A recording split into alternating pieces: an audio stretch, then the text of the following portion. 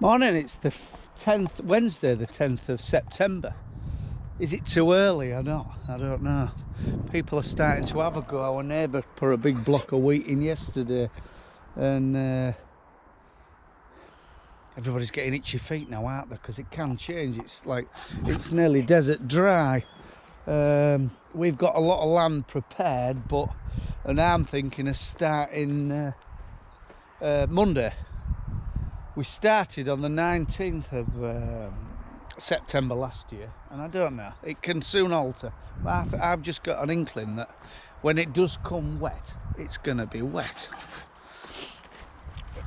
And the early drilled wheat on heavy land did really well.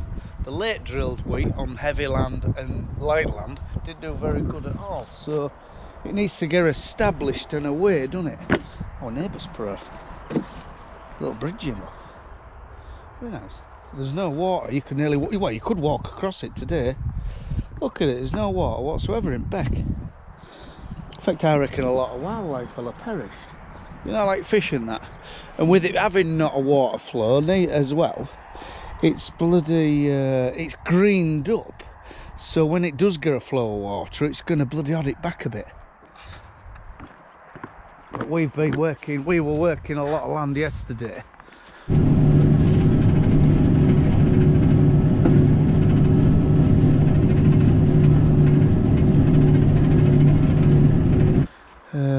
I don't know why I didn't.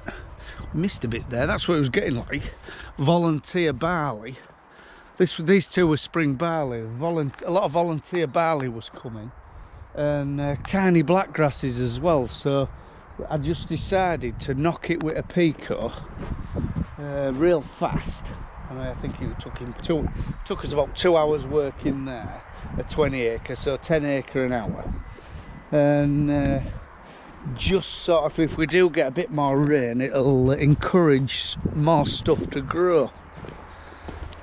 But these two are off in for cover crops on the SFI programme, and I'm hopefully excuse me, hopefully going to get another green up before I drill them. So if I get a green up and another flush of blackgrass, the cultivation on the drill will blitz them again. I won't glyphosate them, and then any Roundup, any blackgrass what comes after that will just grow in the with the cover crop, and I'll kill it in spring with just before I drill it with glyphosate.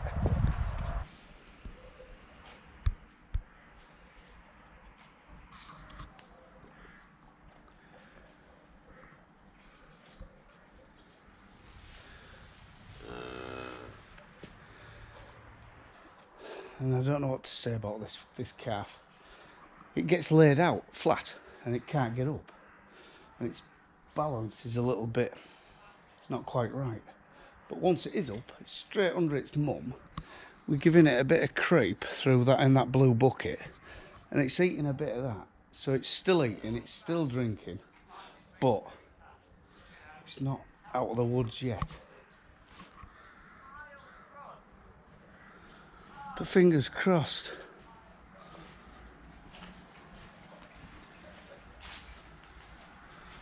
Fingers crossed. I mean, we keep getting it upright. It does it about, well, it did one Saturday. It didn't do it at all. We thought we'd beat this calf, but it's done it twice. Yes, last night and this morning.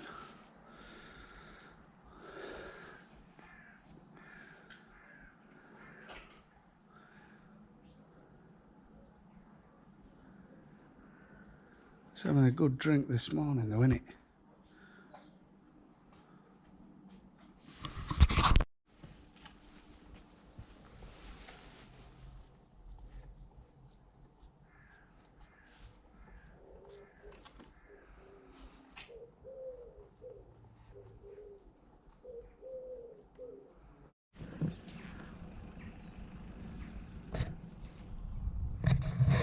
The early drilled Westerwolds are a right mess, but we volunteer spring barley and fat hen.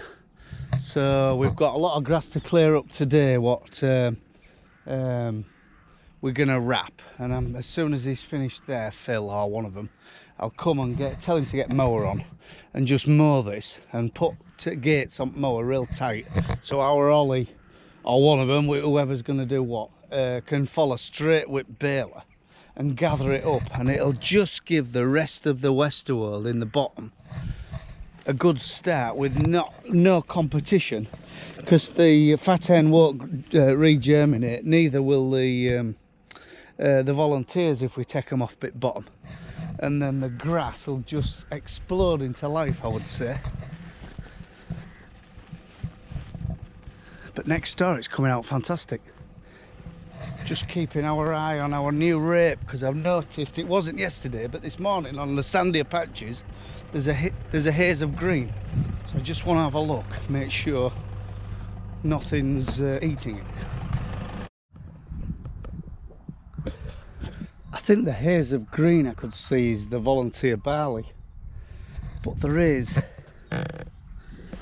tiny little rape plants coming through, so I'm just going to have to monitor it religiously for flea beetle, slug damage. In fact, I might even come back later on, last thing tonight, and put a few slug pellets on as a matter of course, because them little rape plants at minute, if there is a problem, they're only a mouthful at minute, aren't they? It's not like chewing a leaf off.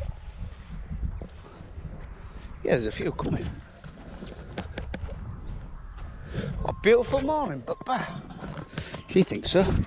It's quite, do I need me jumper?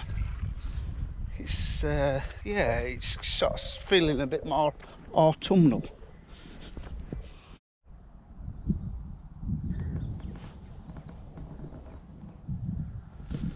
Bit thinner, I know, but it had quite a bit of pressure from flea beetle, which we only put one insecticide on, a good dose, because I don't think the strength of it nowadays does anything at the flea beetle. It's overcome the flea beetle trouble. Whether they got a lot of plants, I don't know. And then, but slugs, we've had terrible bother with slugs. I've been over 3 passes, but seagulls are partial to slug pellets nowadays, which they don't affect them. The new Gusto pellet, it doesn't affect anything but slugs. And but as soon as we put slug pellets on, it's bloody white over with seagulls. Don't know ever anyone else noticed that. I mean, it's perfect here. If it was going into winter like that, I'd be happy.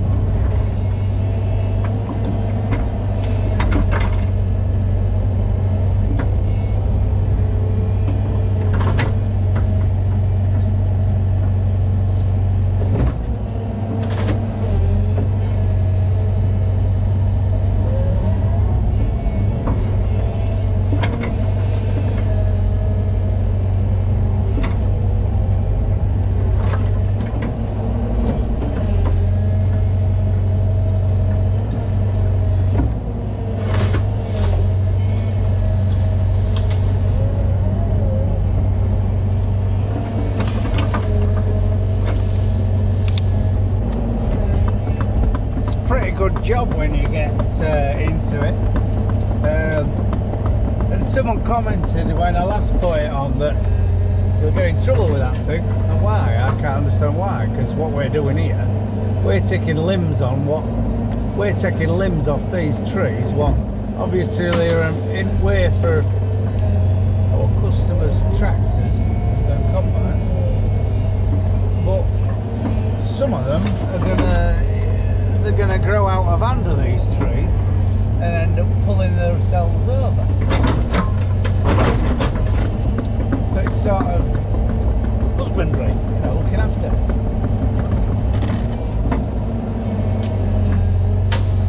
Oh, we aren't butchering them at all. In fact, I'm taking least amount possible to say I am butchering them. But it is a very good job, I quite enjoy it.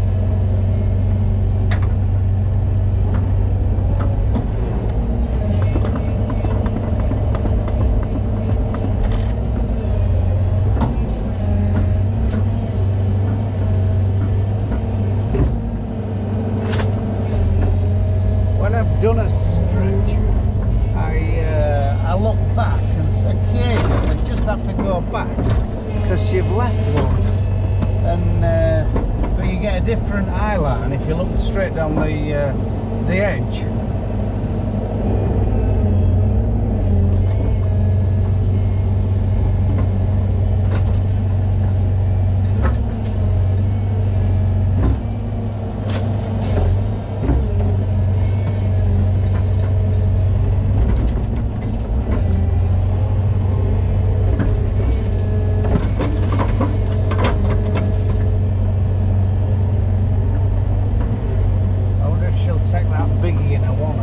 It's only a small, it's a Koala 300 is this trick here, and I maybe should have gone for the bigger one, to be honest, because that's a dime. It'll do a 300 willer. Oh, it's done that one. But that's about her max, because you can bend blades.